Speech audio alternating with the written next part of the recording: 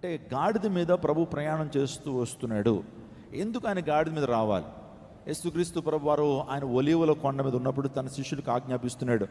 ఏమనంటే, సో మీరు ప్రక్కనే ఉన్నటువంటి బేతనియా బేత్పగే అనేటువంటి రెండు జంట గ్రామాలు ఉన్నాయి. ఇక్కడ మనం ఆలోచన చేస్తూ ఉన్నప్పుడు హైదరాబాద్, సికింద్రాబాద్ అంటారు, వాటిని జంట నగరాలు అంటారు. అదే విధంగా ఇజ్రాయెల్ దేశంలో మనం ఆలోచన చేస్తే బేతనియా, బేత్పగే అనేటువంటి రెండు గ్రామాలు ఉన్నాయి. అక్కడ ఆయన చాలా పరిచర్యలు చేశాడు యేసుక్రీస్తు ప్రభువారు. ప్రాముఖ్యంగా 3 జిల్లాల్లో ఆయన పరిచర్య చేసినట్లుగా మనం చూస్తుంటాం. 3 ప్రాంతాల్లో, ఒకటి గలిలేలను, రెండోది సమరియలోను, ఆ తర్వాత జుడియా అంటే యూదయ, సమరయ, గలిలయ, ఈ 3 ప్రాంతాల్లో యేసుక్రీస్తు ప్రభువారు తన పరిచర్యను సాగించారు. అనేక మంది రోగులను ఆయన స్వస్థపరిచారు.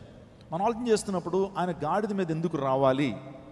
ఆ బేత్పగేలో ఉన్నటువంటి ఆ గాడిదను విడిపించుకుని రమ్మన్నాడు. ఎవరైనా మిమ్మల్ని అడిగితే అది ప్రభు కావాలని చెప్పండి శిష్యులారా, అది ప్రభు కావాలని చెప్పండి. ఆ యజమాని అడుగుతాడు, ఎందుకు ఈ గాడిదని మీరు తోలుకుని వెళ్తున్నారు, ఎందుకు గాడిదని దాని పిల్లను మీరు విప్పుకుని వెళ్తున్నారంటే అది ప్రభు కావాలని చెప్పండి, ఇంకేం మాట్లాడరన్నారు.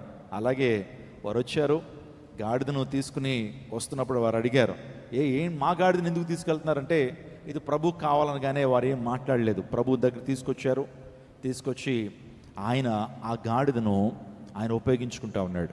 నా ప్రియ దేవుజనాగమా, మనం ఆలోచన చేస్తుంటే గాడిద స్వభావం మనందరికీ బాగా తెలుసు. దేవుడు గాడిదని విడిపించాలని ఆయన ఆశపడ్డాడు. ఇప్పుడు ఆ గాడిద ఎవరు అని ఆలోచన చేస్తే ఆ గాడిద ఎవరికి సాదృశ్యం అని అంటే నీకు నాకు సాదృశ్యం. ఇది మనం కూడా కట్టబడినటువంటి వారమే. మనం కూడా ఎవరో మన యొక్క దుష్టుడు లేకపోతే మన యొక్క అపవాది, మనం ఏలేటువంటి అపవాది మనందరినీ కూడా కట్టేశాడండి. మనం కట్టబడినటువంటి వారము. ఏదో కట్టల చేత మనం కట్టబడి ఉన్నావేమో, ఏదో కట్టల చేత నువ్వు ఈరోజు కట్టబడి ఉన్నావేమో.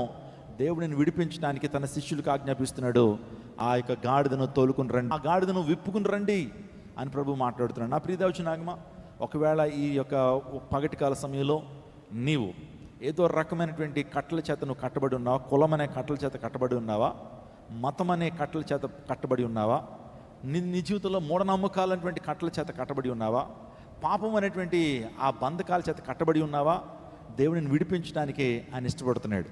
ఈ ఉదయకాల సమయంలో ఏ బంధకమైనా సరే, ఏ యొక్క బంధకముల చేత నువ్వు బంధించబడినా సరే, దేవుడు నీకు విడుదలనివ్వడానికి యేసుక్రీస్తు ప్రభువారు ఆయన ఇష్టపడుతున్నాడు. మీకు